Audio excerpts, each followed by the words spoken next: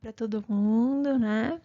Estamos aqui em uma aula de sociologia, né? Nesse novo formato aí, nesse novo tipo de interação que a gente está tendo que lidar nessa pandemia, né?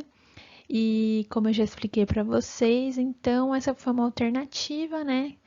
Que eu pensei em poder estar passando conteúdo para vocês, de não perder o vínculo e tudo mais, né? Pra vocês não ficarem tão prejudicados por conta do ensino à distância e tudo mais, né, gente? Então, pois bem, vamos falar aí de sociologia. Na aula de hoje, então, a gente vai falar um pouco sobre cultura, né? Então, a gente já conversou bastante sobre esse termo, estudamos vários antropólogos, né?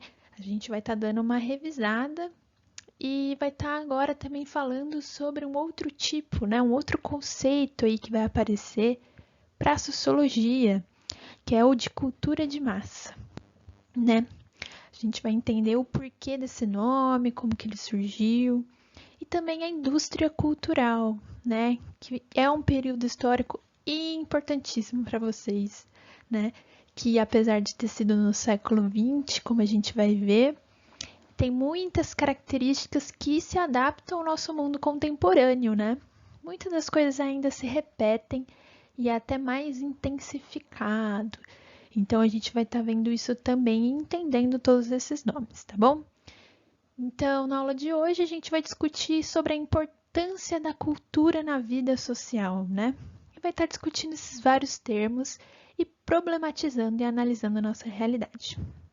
Beleza? Então bora lá. Muito bem, então. Então vamos estar dando vamos dar uma relembrada aí sobre o que a gente estudou de cultura e tudo mais lá no primeiro bimestre. A gente conversou um pouco sobre a diferença que existe entre a concepção do senso comum sobre cultura e a concepção da sociologia sobre cultura, né? Então, toda vez que a gente escuta essa palavra, cultura, ou fala, ai, o fulaninho não tem cultura porque ele é mal educado, não sabe se comportar na mesa.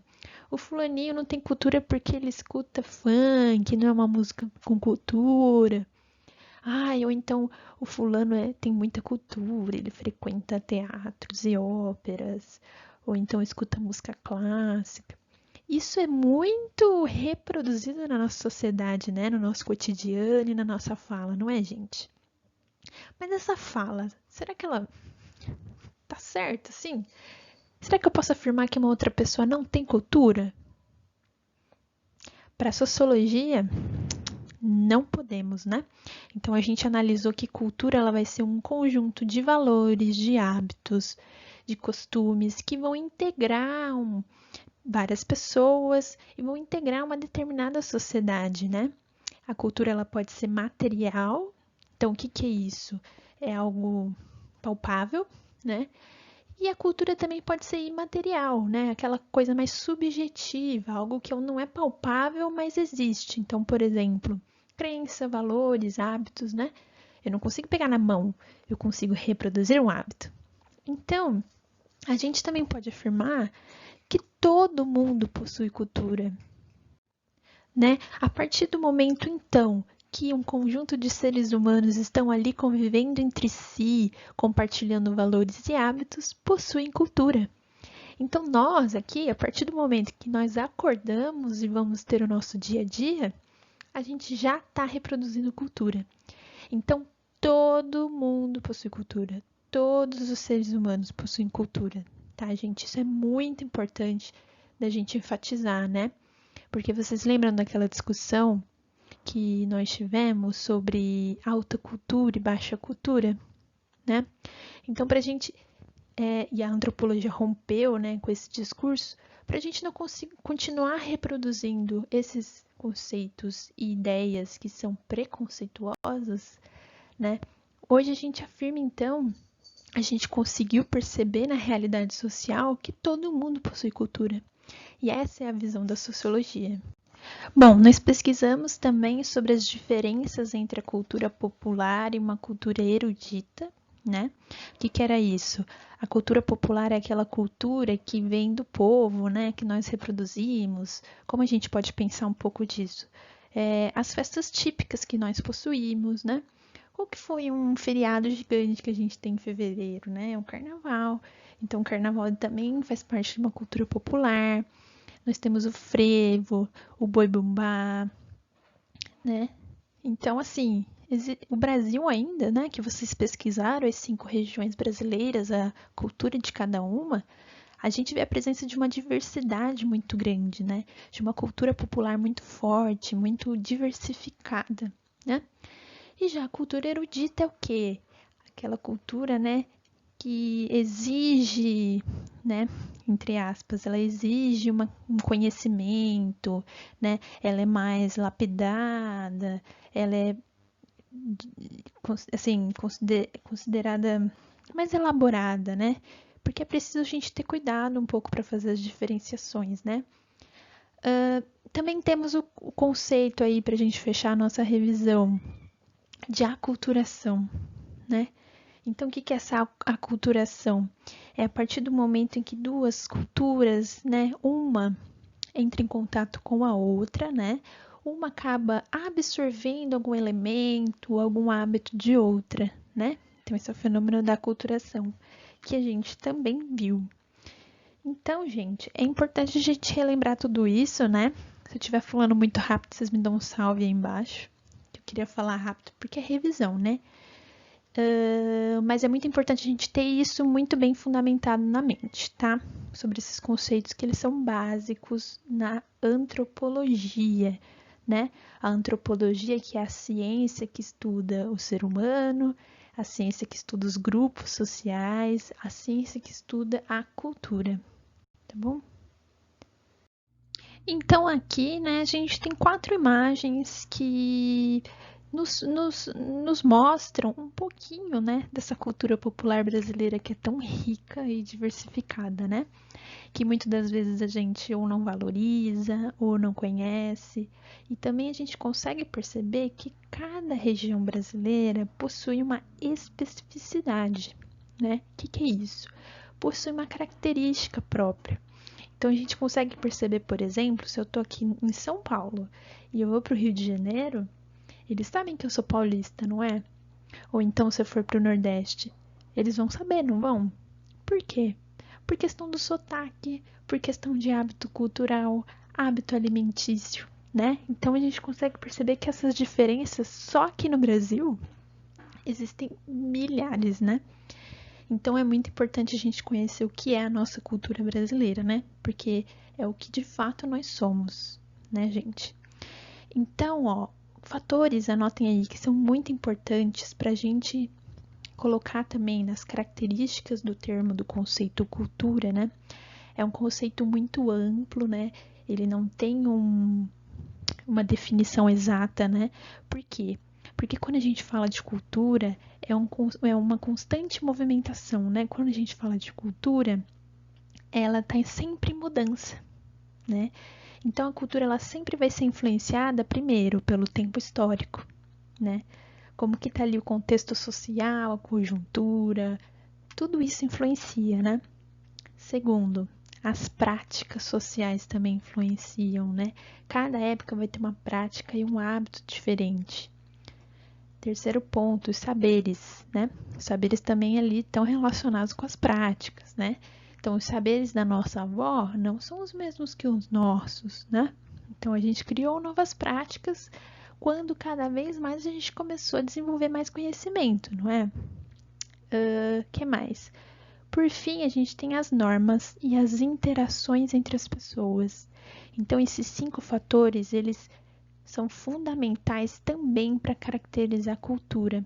Cultura, que é um termo que não tem uma definição exata. A gente tem ali um esboço, né?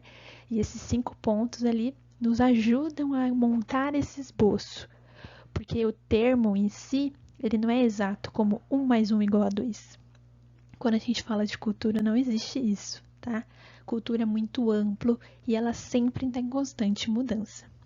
Beleza?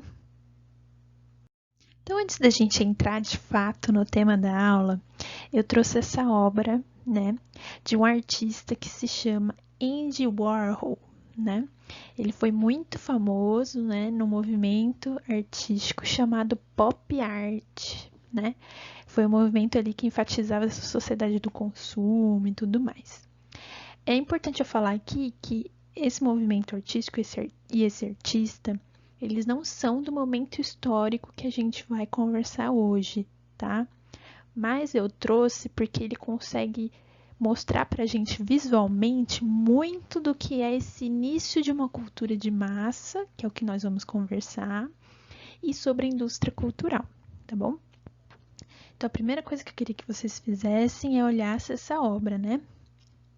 O que ela mostra pra gente? O que tem desenhado aí? São várias latas, né? São latas de sopa Campbell. Essas latas são diferentes ou são todas iguais? Quem achar diferença ganha um ponto se marcar embaixo. Tá? Eu queria que vocês percebessem o porquê será que existe uma reprodução tão grande e tão parecida uma da outra. Será que isso tem a ver com a discussão que a gente vai ter? Muito bem, gente. Então surgiu aí um novo conceito pra gente, né? Nós já sabemos o que é cultura, mas e agora cultura de massa? O que será que significa isso, né? Toda vez que a gente tiver dúvida do que talvez significa um conceito, alguma coisa, é uma dica muito boa a gente tentar separar e ver o sentido da palavra, né? Então, cultura a gente já sabe o que é. E massa, quando a gente fala grande massa de pessoas, isso remete a muitas pessoas ou poucas? A muitas, né? Então, a gente será que poderia definir, então, cultura de massa enquanto uma manifestação cultural com uma distribuição massificada, ou seja, uma distribuição em larga escala, né, para muita gente, né? Através do que? Através de grandes veículos de comunicação, muitas vezes com objetivos econômicos e comerciais. Então vamos lá, vamos entender o que é isso. Na televisão, o que mais que a gente consegue ver além dos programas, né? O que aparece no intervalo? Muito, né? Geralmente aparece propagandas de produtos, não é? Sempre falando pra gente comprar, ou mostrando as vantagens de você ter um determinado aparelho ou móvel, não é? E isso tem a ver com esse termo cultura de massa? Completamente, tá, gente? A nossa sociedade, lá a partir do século XX, vai ter a chamada Revolução Industrial, né? Então, a Revolução Industrial ela vai ser aquela produção de produtos em larga escala e muitos, né? Só que alguém precisa comprar esses produtos, né? Senão não faz sentido a fábrica, produzir tudo aquilo. E quem vai comprar somos nós, né? E aí o meio, então, que essa indústria vai fazer para que nós consumamos, né, todos esses produtos, vai ser através da propaganda, tá? Então a sociologia vai começar a perceber aí um novo fenômeno, a propaganda e assim, a influência que ela tem sobre os nossos hábitos, sobre as nossas compras e sobre os os nossos estilos de vida, né? Então a cultura de massa, ela vai ser uma cultura que vai ser produzida em grande escala para um grande número de pessoas, né? Muita gente, só que ela é igual, né? Então a gente vai entender a problematização disso. Ela é completamente homogênea, né? Quando a gente fala homogêneo, quer dizer o quê? Igual. E aqui do lado tem uma obra também de um artista daquele pop art que eu já falei para vocês, né? Só que dessa vez é o Richard Hamilton, né? Então, essa obra aí do lado que ele mostra pra gente, que exemplifica muito bem esse período que a gente vai começar, é uma obra que ele mostra todos os elementos pertencentes a uma sociedade do consumo, né? Uma sociedade agora, então, que tem uma diversidade de produtos, de cores, de escolhas, né? Então, ele caracteriza nessa obra que são produtos que são sexy, são bonitos, são extravagantes, né? Eles nos valorizam. Então, nessa obra, ele vai estar mostrando pra gente as características dessa nova sociedade que vem se formando, né? Que diz muito da nossa atual. Beleza? Então, gente, o novo conceito aí que a gente tem hoje é o de cultura de massa. Cultura de massa é o quê? É uma manifestação cultural, vai ser um conjunto de hábitos, de valores, que agora vai ter uma distribuição para muita gente. E vai ser uma distribuição que vai ser igual, né? E muitas das vezes o objetivo dessa distribuição igual de cultura é um objetivo econômico, é um objetivo de fim comercial, é para compra e é para venda. Belezinha? Então, gente, agora a gente vai falar sobre um período importantíssimo, né? Sobre uma escola filosófica, né? Chamada Escola de Frankfurt, né? Frankfurt. E por que ela é tão importante? Quando vocês forem fazer vestibular, o Enem, né? Daqui um ano, mais ou menos, ou mais, sempre cai esses caras, tá? Sempre cai a escola de Frankfurt, sempre cai a indústria cultural, que é o que a gente vai ver, tá? E também é muito importante pra gente ali dar uma cutucada no nosso lado crítico, né? Enquanto seres dotados de razão, como nós vemos na filosofia, até que ponto a gente tem feito uso disso no nosso cotidiano, né? Então vamos lá. A escola de Frankfurt, ela surgiu lá em 1924, né? Na Universidade de Frankfurt, né? Na Alemanha. Foi num período histórico ali entre guerras, então assim, não estava um contexto social muito bom, né? Vamos dizer assim. Foi ali na presença dos regimes totalitários, né? O nazismo na Alemanha e o fascismo na Itália. Então é muito importante também a gente colocar o contexto social em tudo, né? Estão lembrados? Então é esse mundo, né? Todo esse contexto histórico, ele influenciou diretamente o surgimento da escola de Frankfurt. Influenciou diretamente também o porquê desse novo desenvolvimento dessa sociedade, né? Então, existem muitos filósofos que fizeram parte dessa escola, né? Esses filósofos fazem parte do que a gente chama de teoria crítica, né? Então, eles vão ter uma postura crítica em relação a esses regimes totalitários, ao uso da razão instrumentalizado, né? Que é isso que eu acabei de dizer, né?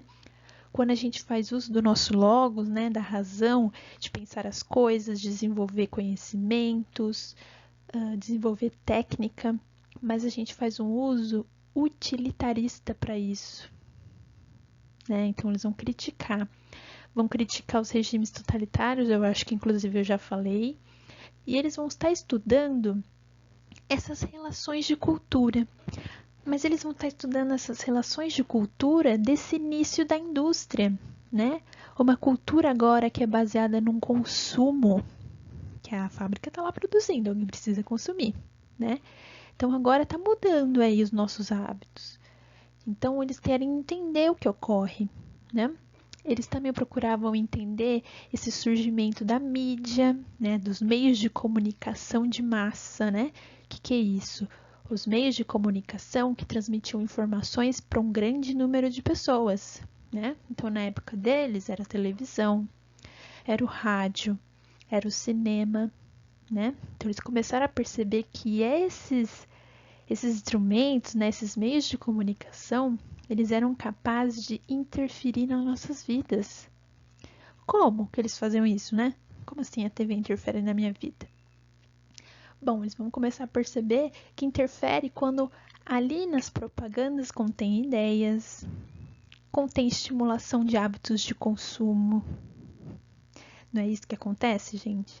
Então, esses filósofos já começaram a perceber isso e começaram a estudar, tá?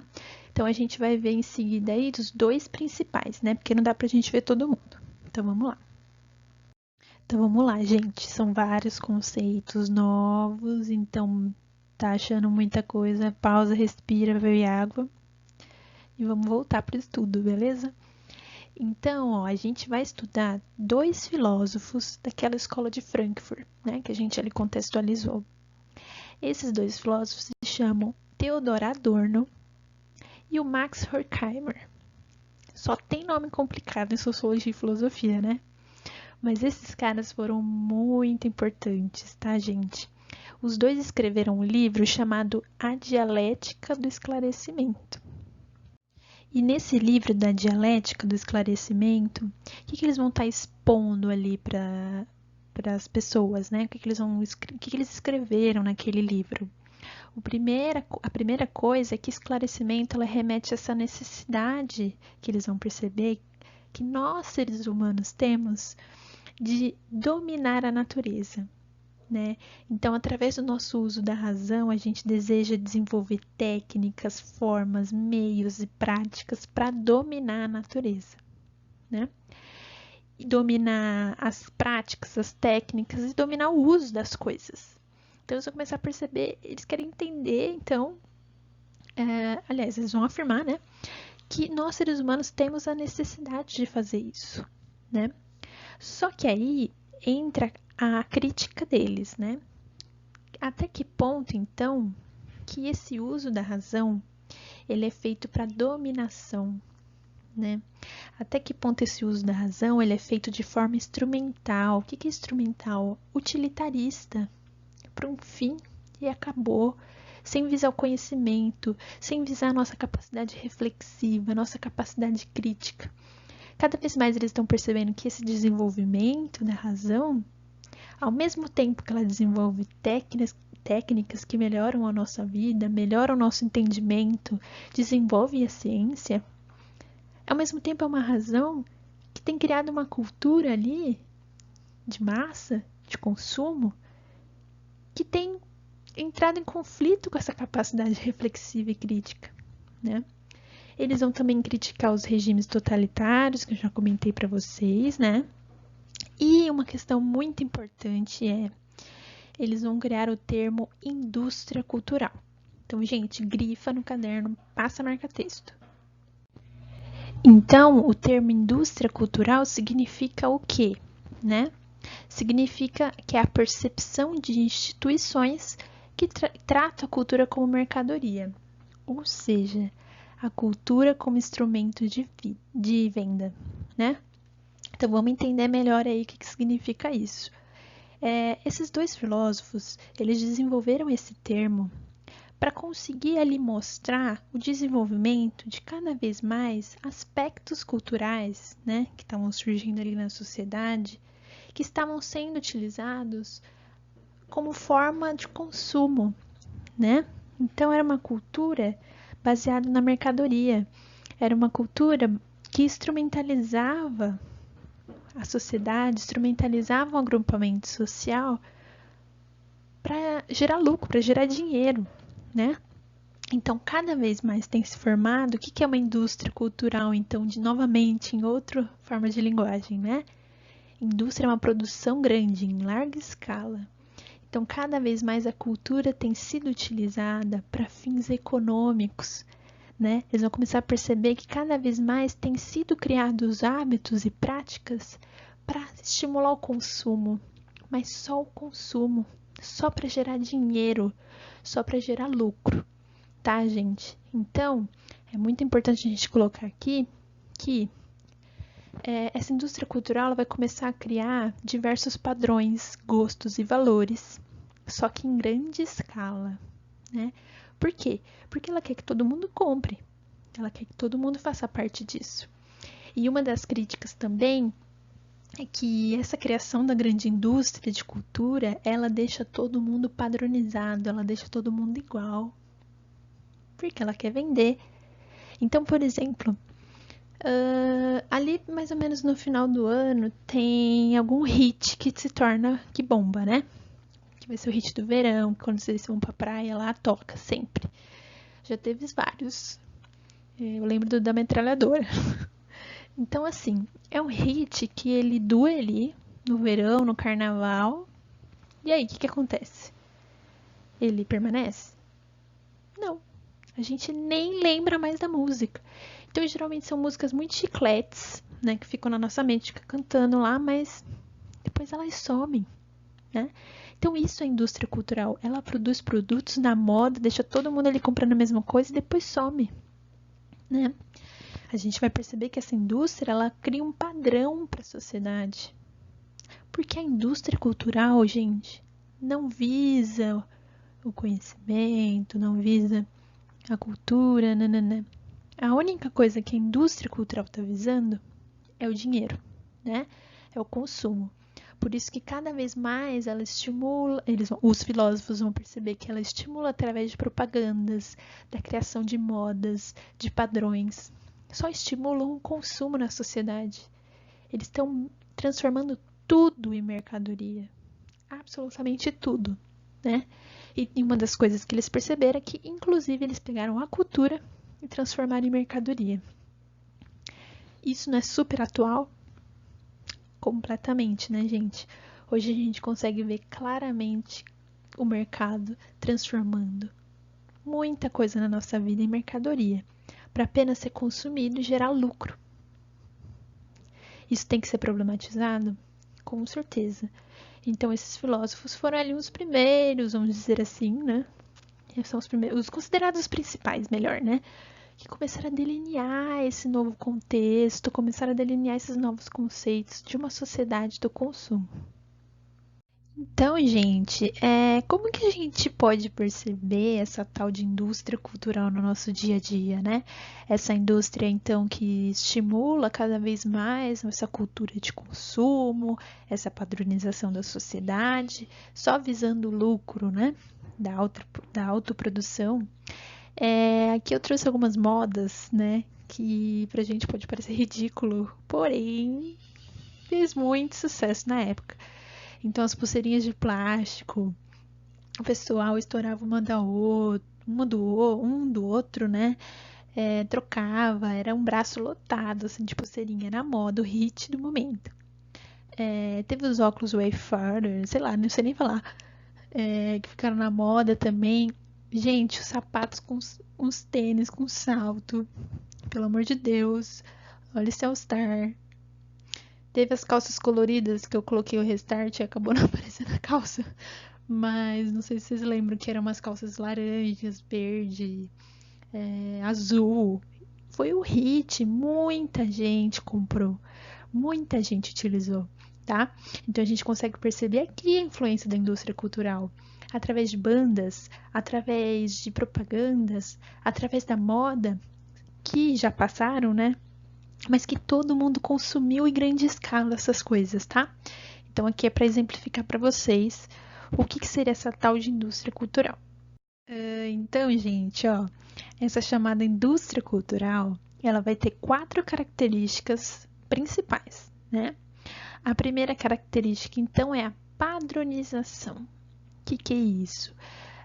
A indústria cultural, ela segue padrões, né? Que ela observou na sociedade, que permitam que ela gere lucro, né? Essa questão da moda e tudo mais. Mas principalmente essa padronização está ligada a essa cultura de massa, né? Tá ligada a você criar comportamentos, modas, hábitos, pensamentos que são homogêneos, pensamentos que são iguais, né? Então, igual essa primeira figura aí, todos os homenzinhos estão vermelhos. Então, você cria uma única forma de vida. Você deixa um tipo de cultura, uma única característica, né? Você deixa padronizado. Então, a indústria cultural, a primeira característica dela é isso, né? A segunda é o baixo conteúdo. Gente, não precisa ser uma coisa super elaborada, que faça pensar, que estimule a crítica ou a reflexão. É baixo conteúdo, é aquela coisa mais superficial possível, que a pessoa não tem nem que se esforçar para pensar. Quanto mais, melhor. A indústria sacou isso. E a gente consegue perceber isso, por exemplo, no cinema, não consegue, gente? É qualquer filme que vai lá para cartaz, que ganha grande bilheteria? Quais tipos de filme conseguem arrecadar mais dinheiro? Dá uma pensada aí. Geralmente como eles são, tá? Então, a indústria cultural, ela já sacou isso aí há muito tempo e tá ganhando dinheiro aí com isso, tá? A terceira é uma banalização da barbárie. O que é isso? O Adorno e o Horkheimer, né? Eles começaram a perceber que na nossa sociedade da mídia, né? Os meios de comunicação cada vez mais têm banalizado a violência, né? Tem tratado com uma naturalidade o sofrimento alheio de uma maneira bizarra, né? Então a gente consegue perceber, por exemplo, em programas sensacionalistas, né? Por exemplo, em tragédias que pessoas ali no ápice do sofrimento são entrevistadas, mas com o foco não de ajudar, mas sim o foco de tirar informação, né? Então, cada vez mais é uma cultura de consumo que tem banalizado o que é violento, banalizado uma barbárie, isso tem se tornado normal, né? E isso é problemático, né, gente? E por fim, né, pra gente estar finalizando aí, temos o lazer, né, igual ao consumo. Que é isso, né? Então, é quando a gente cria uma cultura que só foca em consumo de coisas. O lazer, para eu ter um lazer, eu preciso consumir, não é, gente? A gente não tem percebido, por exemplo, isso no momento de pandemia? Muitas pessoas até colocam a vida em risco para poder consumir. Tem umas que precisam trabalhar, é questão de precisar mesmo. Mas e outras que têm a possibilidade de ficar em casa? Então, ó, é cada vez mais uma cultura que só estimula o consumo. Não estimula a vida, não estimula a reflexão, não estimula nada, né? Por quê? Porque a indústria cultural, ela usa a cultura para quê, gente? Para produzir em larga escala maneiras dela conseguir dinheiro. Ela cria produtos para consumo. E essa é a principal crítica dos filósofos alemães, tá bom? Então, essa aula de hoje eu também queria terminar com uma obra daquele primeiro artista que a gente viu, né, lá no comecinho da aula, o Andy Warhol, né? Essa obra dele é a Marilyn Monroe, né? Linda diva. E numa parte da imagem, a gente vê uma imagem colorida, bonita, né? Bem nítida. Só que do outro lado, a gente vê uma imagem borrada e se apagando, não é? Será que essa arte, né? Essa obra do Warhol tem a ver com o que nós acabamos de conversar sobre a indústria cultural? O que será que tem a ver? Tudo, né, gente? Aqui a gente consegue perceber que cada fotinho da Merlin foi repetida tantas e tantas vezes, assim como a indústria cultural produz tanto em larga escala, que ela foi perdendo o sentido, ela foi perdendo a sua imagem, ela ficou borrada. Não é isso que acontece quando a gente passa a viver numa cultura que apenas só estimula o consumo, que não tem mais aquilo que é pautado no conhecimento, a reflexão, e sim só o que eu posso consumir, o que eu posso comprar. Que tipo de sociedade nós temos formado, gente? Será que de fato eu escolho o que eu quero ser? Ou é uma indústria talvez que cria uma moda que vai influenciar a minha escolha? Então, todas essas coisas a sociologia tem estudado ainda até hoje, né? E nós vimos aí os principais filósofos que falaram sobre isso. Então, gente, por hoje a aula foi isso, né? Então, eu queria retomar, né, o que a gente viu, nós relembramos o que era cultura, falamos de cultura popular, cultura erudita, aculturação, tudo isso para a gente conseguir ter uma base para começar um tema novo, né? Que foi o conceito de cultura de massa. Falamos um pouco da escola de Frankfurt, né, que foi importantíssima para analisar um novo tipo de sociedade que começou a surgir lá no século XX com a tal da Revolução Industrial. E nós estudamos os dois principais filósofos, né, o Adorno e o Horkheimer, que criaram um conceito fundamental na sociologia, que é o de indústria cultural, né? E o que era indústria cultural? Quando tem essa distribuição em larga escala de cultura, né? Com fins econômicos e comerciais, né? E quem é o responsável por transmitir isso para as pessoas são os meios de comunicação, né? Que na época deles eles começaram a perceber que foi o surgimento da televisão, do rádio, do cinema. E hoje a gente ainda tem essas formas, mas nós temos uma nova que é a internet, que tem um poder avassalador, né? Então, eu queria deixar uma última reflexão aqui para vocês. Pautado nessa lógica de que existe uma moda que, através dos meios de comunicação, é transmitido ideias e valores que nós seguimos, nós somos seres humanos, nós somos indivíduos, pessoas e cidadãos livres para escolher? Nós escolhemos o que nós queremos, o que nós somos? Ou a gente escolhe a partir do que foi escolhido antes pra gente?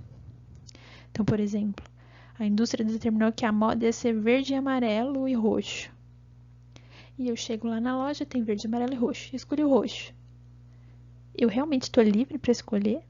Ou as opções que me foram dadas, outra pessoa escolheu? Nós somos sujeitos. O que é sujeitos? Nós criamos a nossa história, nós escolhemos, nós somos autônomos ou estamos sujeitos? Ou estamos sujeitos a um pensamento da mídia, a um pensamento da moda, a um pensamento da indústria cultural? Queria que vocês pensassem, tá bom? Por quê? Porque na próxima aula a gente vai começar a ver a nossa identidade. O que isso tem a ver com a nossa identidade, com a nossa formação, do que nós somos, e também os impactos dessa cultura de consumo. Porque hoje isso está muito intenso do que lá no século XX. Vixe, a gente está muito mais, né? Essa cultura, ela se naturalizou, né? Então a gente vai ver os impactos dessa cultura só de consumo. Quais os impactos no meio ambiente e na nossa realidade. Beleza? Então por hoje é isso. Beijo!